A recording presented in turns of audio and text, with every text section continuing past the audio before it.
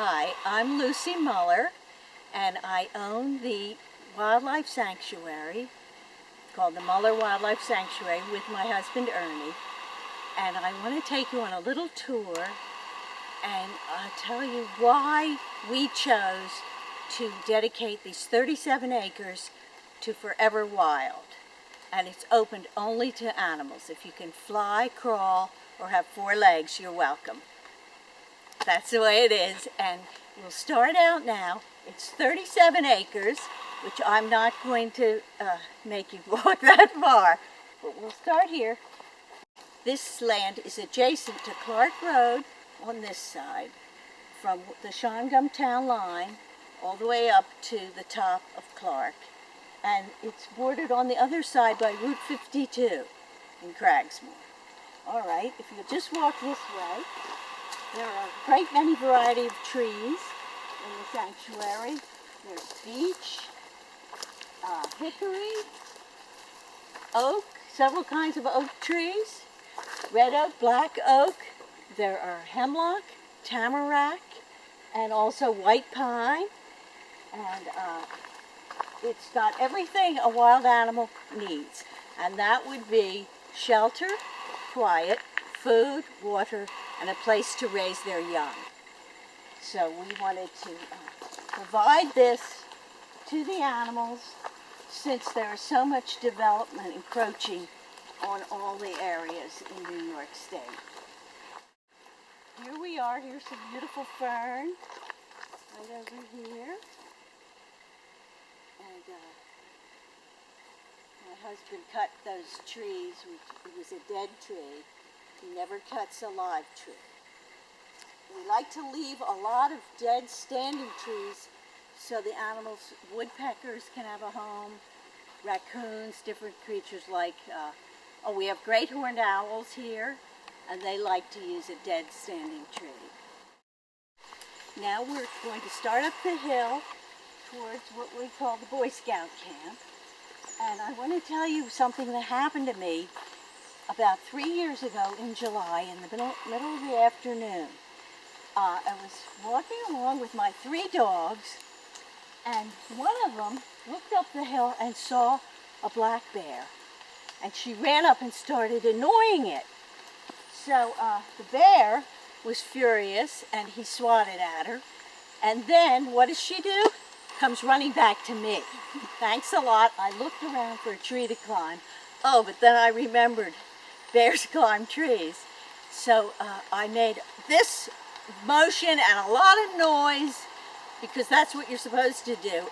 But my other dogs chased him away. But I'm telling you, it was too close for comfort. We have quite a few black bear here. Lots of, a mother and several cubs every year. So it's wonderful to know they have this sanctuary, but I just don't want to get too close. You can see over there is a stone wall, and that's because 100 years ago all the trees were cut down, and these were farmers' fields, and this is where they kept their domestic cattle and sheep and other animals. So this is all grown up again. Now Ernie, my husband, bought the land in something like 55, and he planned to sell it eventually for development. But when I moved here and married him and moved here, I was so horrified at the thought of this being turned into housing that I worked on it. And it took 7 years, but he finally gave in and agreed to the conservation easement. So we're very proud to do that. We have box turtle, we have black bear fox, probably fisher, great horned owls, all kinds of birds, flicker, every kind of northeastern bird you could think of call this home. So let's go on up here. Here there are many varieties of mushroom, and I don't know what this is called, but it's very beautiful, little orange, and there's lots of moss. You can find many different kinds of moss in these woods. And this is where the Boy Scouts come every year, 3 times a year. They're only allowed 3 times. But we believe it's very important for them to be future environmentalists, and it's a good, wholesome organization. We like it, and also I had to agree to it. Come out here, and they always leave it in immaculate condition. We're very proud of them. The Boy Scouts come from Pine Bush and Newburgh and Walden.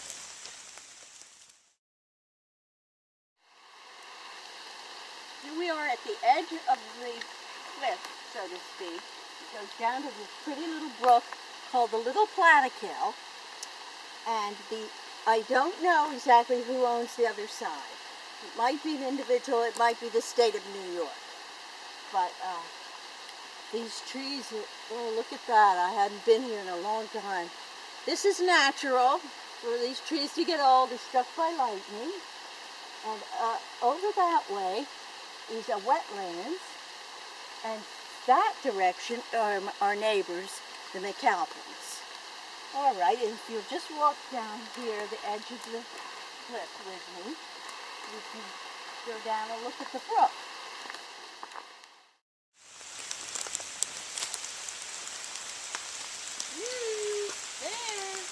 Bear, I'm coming. So now we're walking a nice heavy downpour. I know, but at least it's not cold. So we're heading back down, and you can get a pretty good idea of this sanctuary. And just picture 37 acres, that's a lot. Okay, today we're going to take another section of the sanctuary by walking along Clark Road and showing you into it from that direction. And I want to tell you before we start that the proper name for this property is a conservation easement. And that means that it is conserved, there can't be any building on it, but we can also put in the deed anything we want or do not want. For instance, Ernie and I decided we don't want people to go in. It's strictly for the animals, peace of mind. And so that's in the deed. After we pass away, we won't even have Boy Scouts or logging or anything in the sanctuary. And another thing is that you would be interested in, we had a deduction of $250,000 for 5 years from our taxes because we did this, and now the value is way down. And the local taxes are lower, but not by that much. So come on this way. Let's see what... Here we are, starting down the hill, and I can take you closer into the preserve. There's some great big trees that came down in a storm in there. Here's a sign, but we're going to have new signs.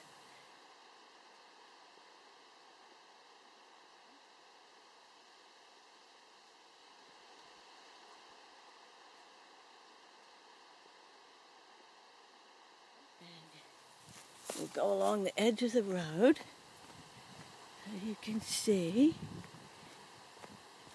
how vast and deeply wooded this park is. Oh, and there's an old stone wall, one of many crisscrossing this property from the days when they were farmers' fields and there were no trees left.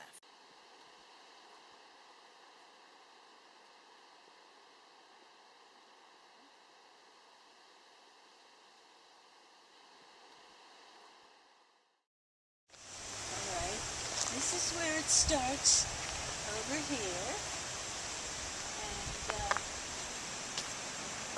still can see some trees that were killed by the gypsy moths.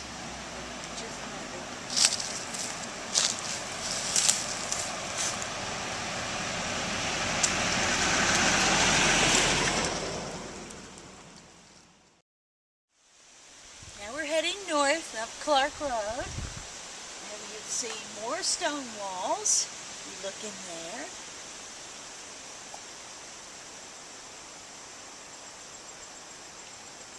And then the land begins to rise on the other side of the stone wall.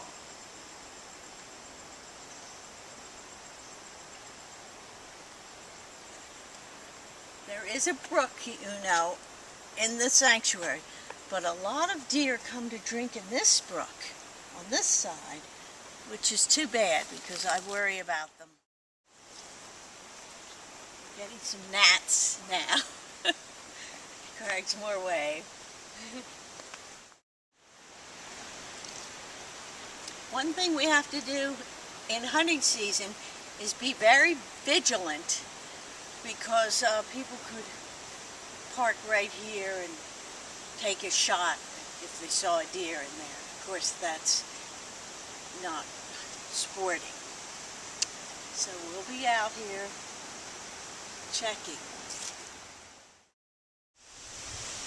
Unfortunately, the hemlocks seem to have a disease, because a lot of them are looking pretty poorly. Just like this poor thing. There's a section in there. I've found many turtles in a certain part of the woods right up around in there. It's always wet. Ernie and I, in all his years, and I have never ever seen a snake here. I'm sure they're here, but we've never roused them. We've never seen them.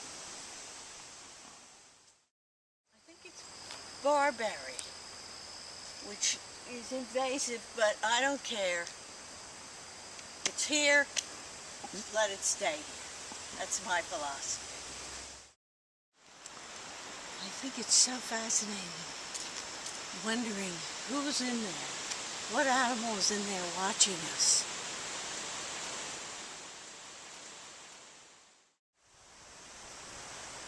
You can see how really huge 37 acres is. If this is just the road frontage, imagine how far back it goes. And the other day, I just showed you a small portion. So it looks huge to us, but then in the realm of things, in the entire world of development, it's not very big at all. That's why I felt it was very important to at least be able to save that much. Well, I'm glad I could take you on this tour of the Muller Wildlife Sanctuary. And I just want to say, where your heart is, there is your treasure also. And this is our treasure. Thank you.